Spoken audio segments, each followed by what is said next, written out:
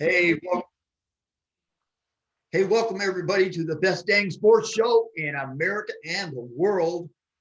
And it looks like we got my friend here, Reza and Scott Wynn. Hey guys, I'm Alan Fisher, San Diego, California, 26-time world arm wrestling champion. Nice. And I'm Scott Wynn here from Los Angeles, California. Just another arm wrestler. And you got Reza Domaganian from South Arizona, a guy who used to be a monk. What's up, Alan? How you doing, guys?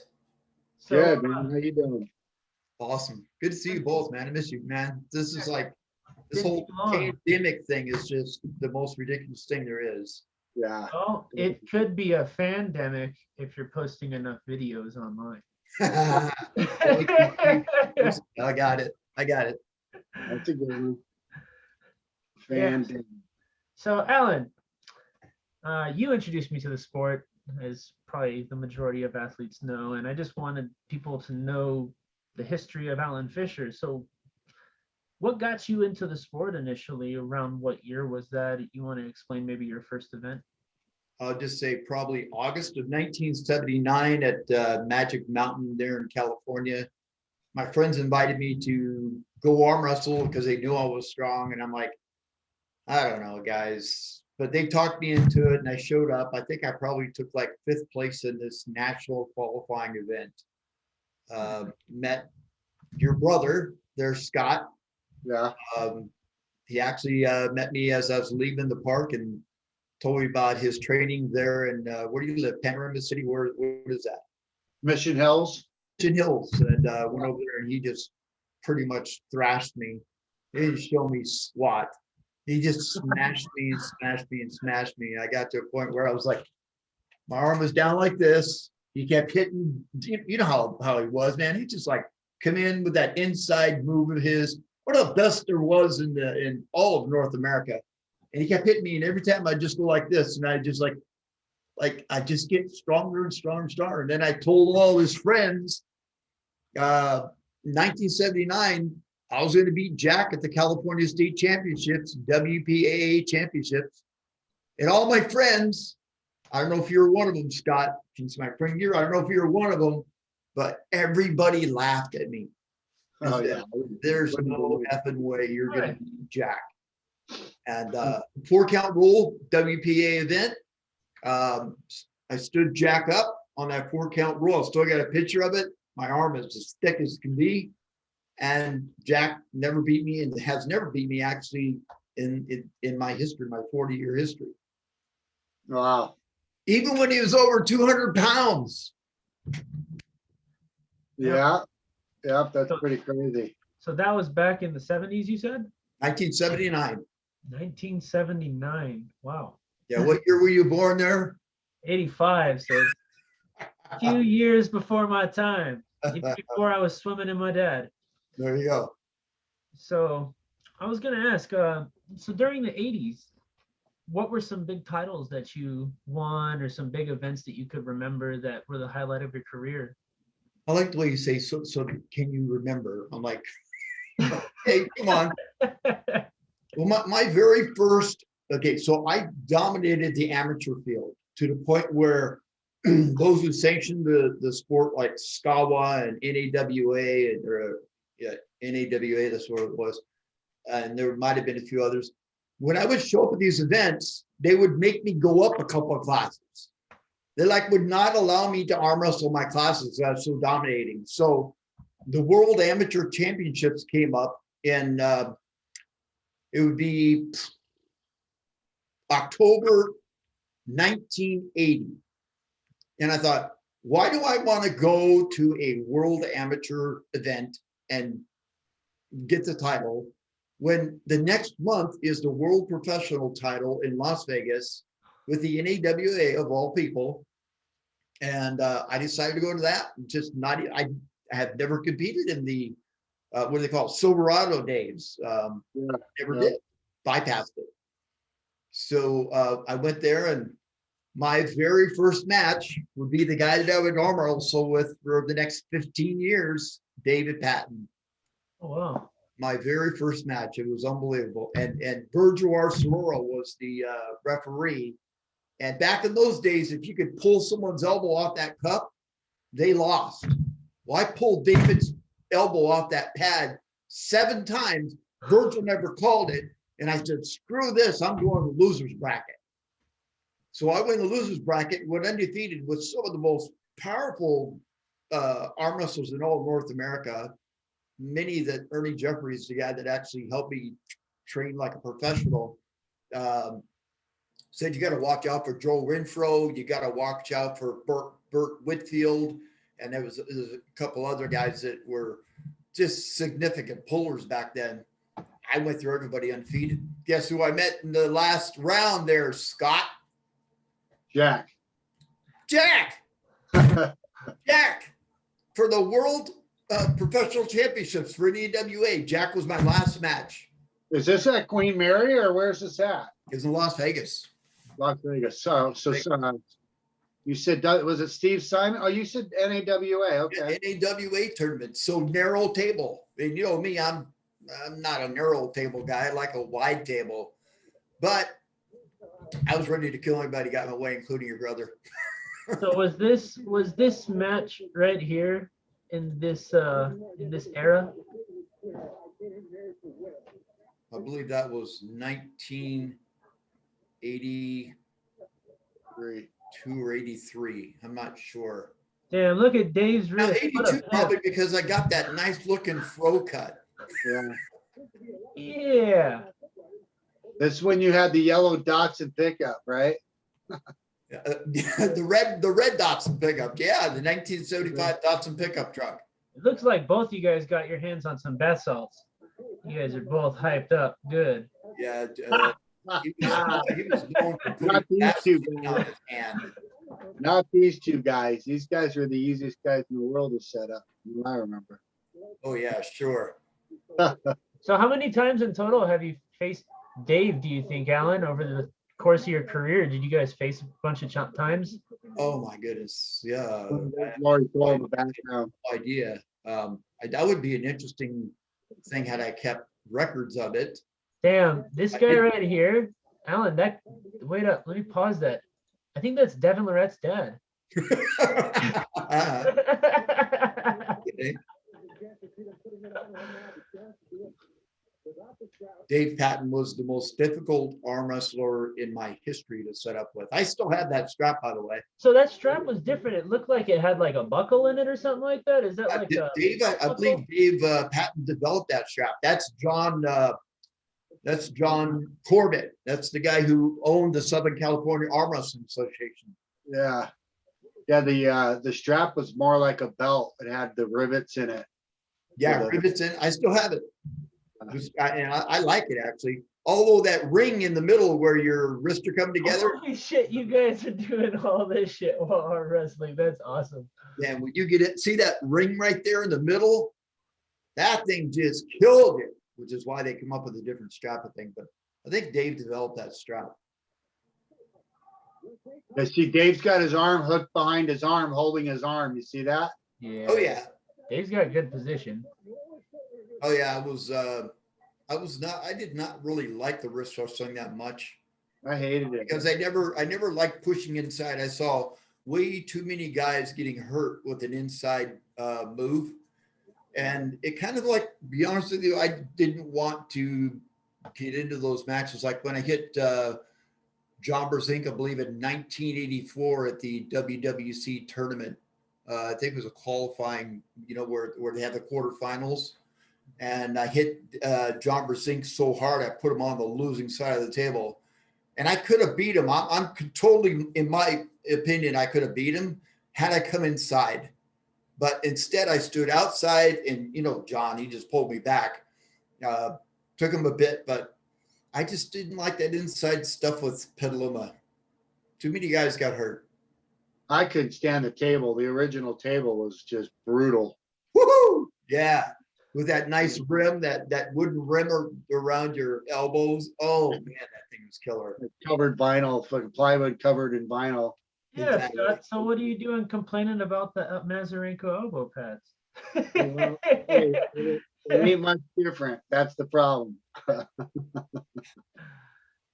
So Alan, what are some of your hardest matches over the years? Like athletes that if you look back on, or like the highlight matches of your career? The most difficult matches I think would probably be Roman Sindleri, very tough. Yeah. And definitely Jason Dale, even though we didn't arm wrestle that much, but I've never beat Jason Dale. Jason was amazing, man. He's like I said this before, but Jason was one of those guys under the radar that was amazing arm wrestler. Oh yeah. Yeah. Very When what's his name?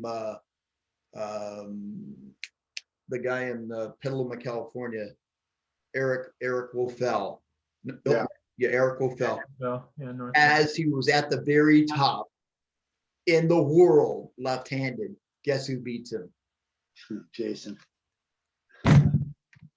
Jason was great in the strap too. Was it in the strap or no? It was in the strap. And then who else? I would say those were the main two, I think, that I really had a tough time with, that I can remember. Giannis Almelins, I've never beat him either. But I think if I trained like him, I'd beat John Brzezinski. I would never train like that guy, which is probably why I'm never going to be where he's at. Mentally, I think I am, but physical strength, endurance, power, I have lots of respect for him. He says he's completely natural, and I'm trusting that he is. He's a pretty strong dude, that's for sure. Yep. And Giannis definitely is exceptional in all categories. The way he approaches his training is very methodical, and his arm wrestling is very calculated.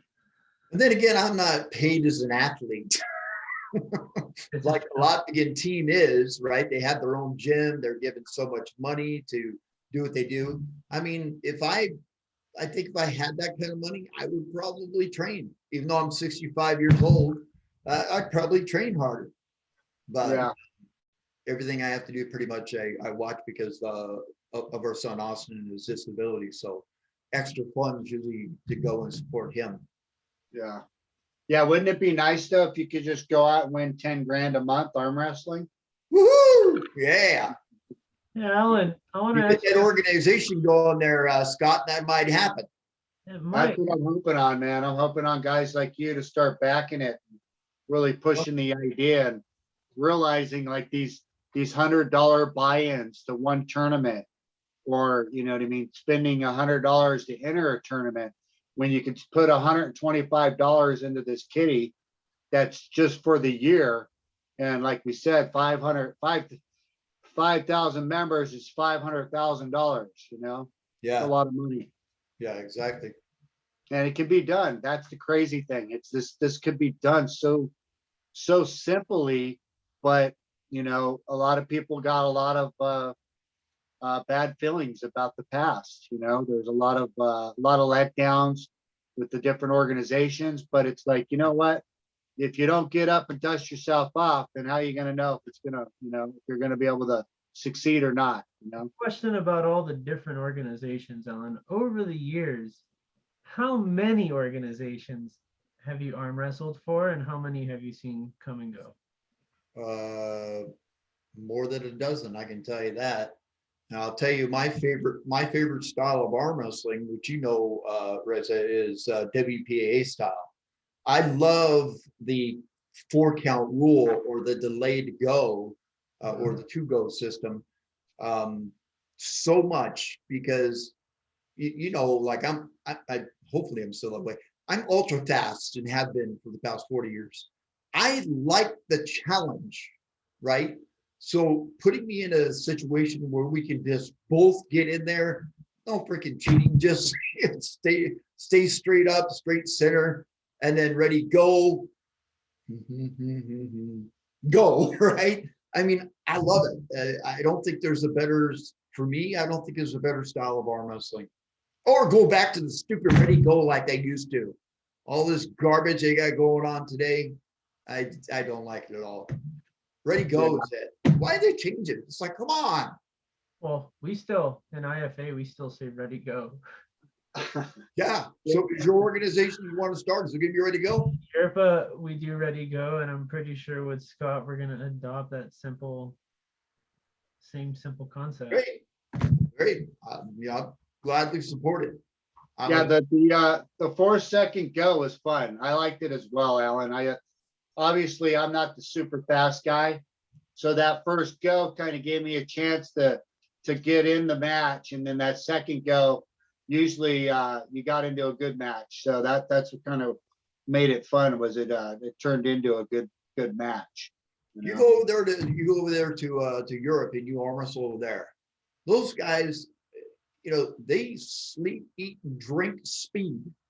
I mean, the way they hit you on ready to go, and you know this, Reza, the way they hit you on ready to go, it's like, I don't know anybody in North America does it. Well, maybe a few. Well, right? the thing is the way I believe you have to pull with Europeans is if they get the go on you, you have to intentionally foul them.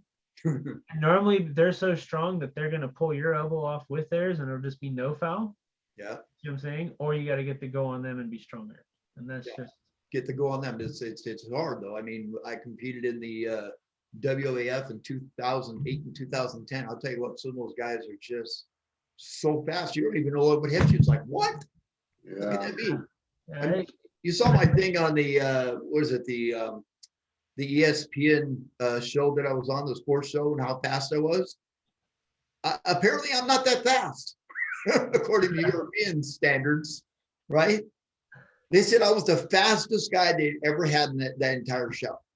My reaction speed, but well, again, your cadence on that one test might not be.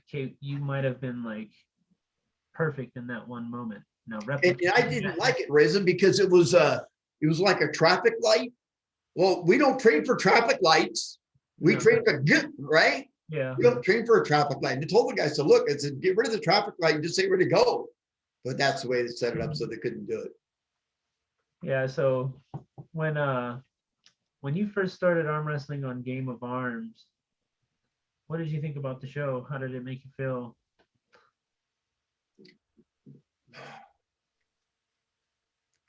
Well, when I think about the Game of Arms, I can't but help think of the lack of professional referees, which doesn't make for a good show, right?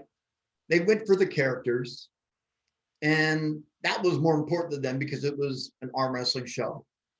I think about that match I had with Bart Wood, where Bart Wood's arm was like 4 to 6 inches off of the table, and they gave him the win. I'm like, oh, it drove me nuts. So yeah, that happened on quite a few matches. That happened to Cobra Rhodes and Luke Kent. I witnessed it right here in LA when they were filming the final episode. I was like, what the hell? Yeah, this is sad. I mean, I understand what they were looking at, but for us as professional arm wrestlers, we don't want that. We want to get like at least close to professional, not just for character. So I think, that's what made me, when we were done with the first season, for one of the first times in my life, I joined a gym. And then we found out there was a second season. So I only had like 3 months to train in a gym off and on because we're on location. But it was the first time I said, you know what? I need to train because no matter what referee I get, I need to show that I can pull regardless of this goofy referee. Yeah. So I trained in the gym and got super strong. And then we, our team for the Game of Arms second season, I don't know if you know, but we were pretty much undefeated. Nobody was beating us, not even Travis's team. Right. Of course we had Devin, right? We had Devin on our team. It was that helped a lot. That's why I think Europe, the Europeans are ahead of us because their rules and the way they ref is way more professional than here. It's like loosey-goosey here and it's tight there. And that's why they're that much ahead of us. Well, there's a few refs in the States that adhere to the European style of reffing. But for the majority, I would say 70% of refs either lack experience or education to You're properly talking about here, right? Yeah. yeah, properly ref the matches. So Yeah. You know, for me personally, guys, when it comes to the European style of arm wrestling, I'm not for it. I would much rather go back to the days when we were doing Yukon Jack and we're all over the table, right? You know what I mean? Before we go, we're just like sitting here like this. Are you guys center yet? There you go. That's similar to Devin's freestyle arm wrestling, where you're doing kind of like arm sumo, you know, where you can Yeah, go. I mean, I just think they're too, like, you remember the year they had the micro fowls at the WAF World Championships? Micro fouls, daylight underneath the elbow, foul. Wait, you won the worlds? No, you didn't. We have 8 referees. Got to look at all your matches here to see if you really won. Did you see that? Crazy. Yeah. That is nuts. That is nuts, man. To have 8 referees sitting around watching a video after you won the world championship saying, Oh, that's why. That's let's why. see if you really won it or not. If you look at the way that Igor does it now, they have a better system, which is there's Tell a me about it. camera technician that's the downside ref. So Okay. you no longer have a downside ref who's standing in front of the table like a retard or putting his arm up in front of the table. You have a down ref technician that's on a camera system. This camera system is like 2 GoPros that are positioned on the table, and then the cam ref has a headset where he can communicate to the head ref in real time. So if the down ref That's sees good. a foul, he calls it. He tells the head ref, "Hey, this foul occurred." That ref stops the match, and then in real time, if it's a nice production on the back screen, you have a display showing the elbow foul in slow motion. And then the athlete isn't gonna fucking talk shit after the match and go, "I didn't foul." He's gonna look up at the screen and go, "Oh shit, okay, let me get back to the table and arm wrestle." I think that promoters should be looking for systems like this and looking to incorporate that into their I think matches. that, you talk about Igor. Igor came up with one of the best ideas I think I saw in arm wrestling, which was when we went to the, I believe it was called the Zalati Tour 2001. He actually had a laser above the table that came down and hit right in the center of your hand. Yeah, But that was a really cool idea. a Yeah, great I idea. think That's they the thing we should should do be now. incorporating that. That's a good idea. But what the problem was, and still is to this day, is Table's moving. carving. Oh, I just saw some matches just recently. Where was it? Turkey. I believe it was in Turkey. Look at the guy starting with a carved in. You know what I'm saying? It's not straight, it's carved in. And Yeah. you know this, Reza, Yeah, that those guys, they train for that. yeah. right? If you look at the way I ref most athletes, they're athletes, they'll try and come up to the table and they'll try and like set their hand like this.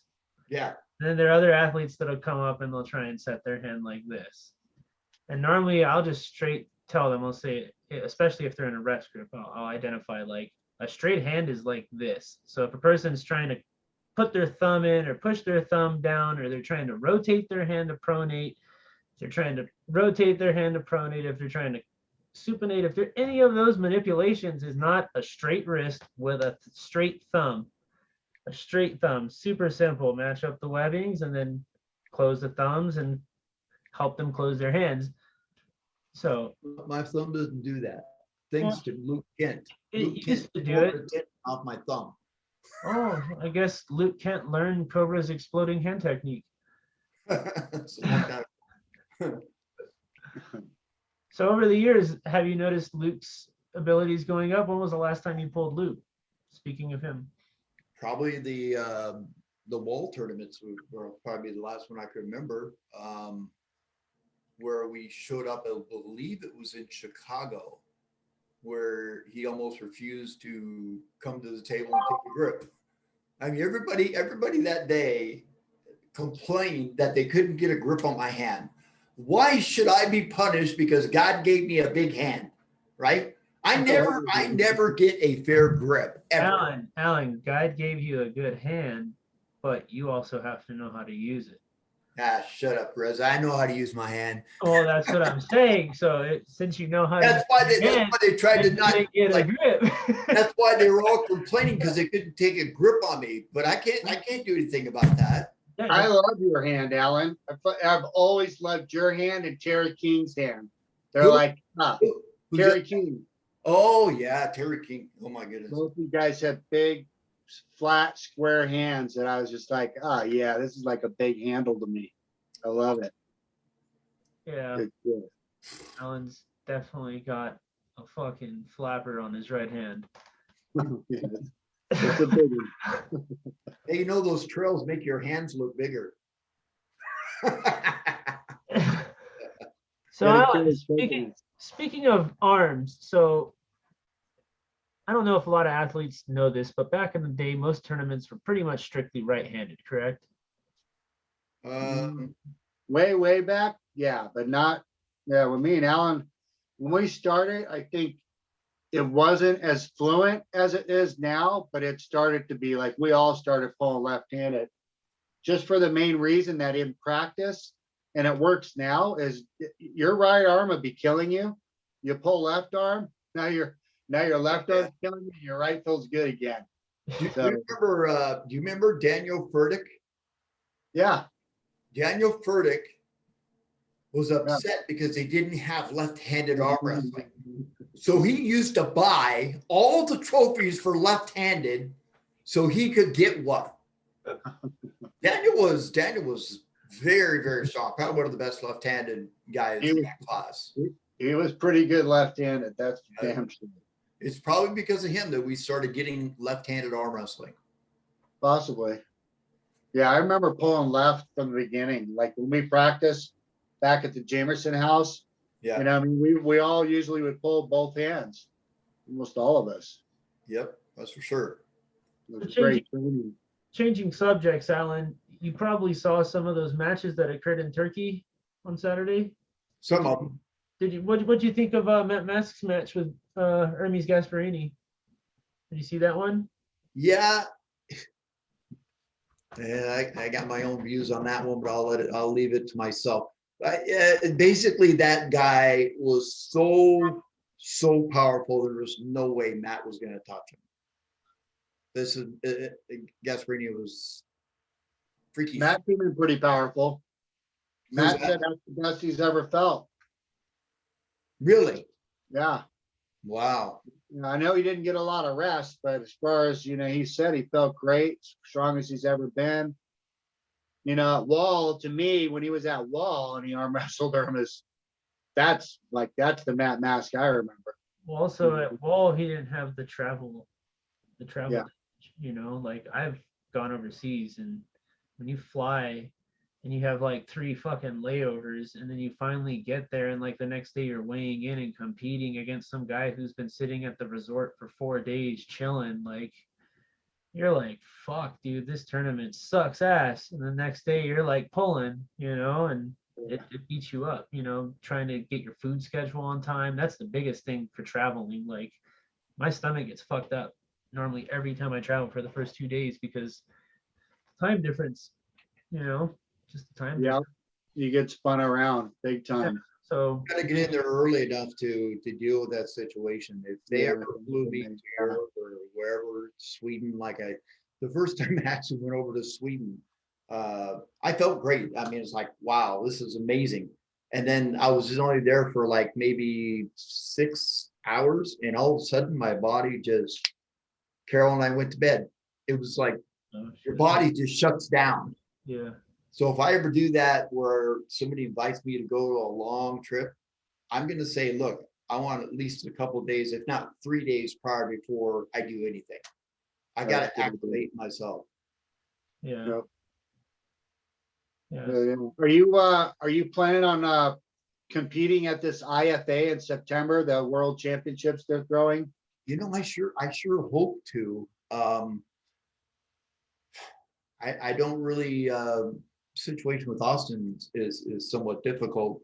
So I hope to go. I mean, I'm looking hopefully get a sponsor where I could actually go out there. You know, you're talking like a whole week in a hotel.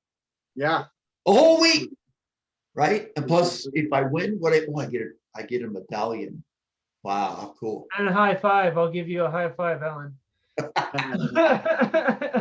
Yeah, it's just, to me, it's crazy. You go to a world arm wrestling championships and you get a stupid medallion, which is one Yeah. of the reasons why I've boycotted WAF. The only time I ever win is when somebody sponsored me. It's just ridiculous. I don't want the stupid title. I know, Prezzy, you told me to go get a WAF title.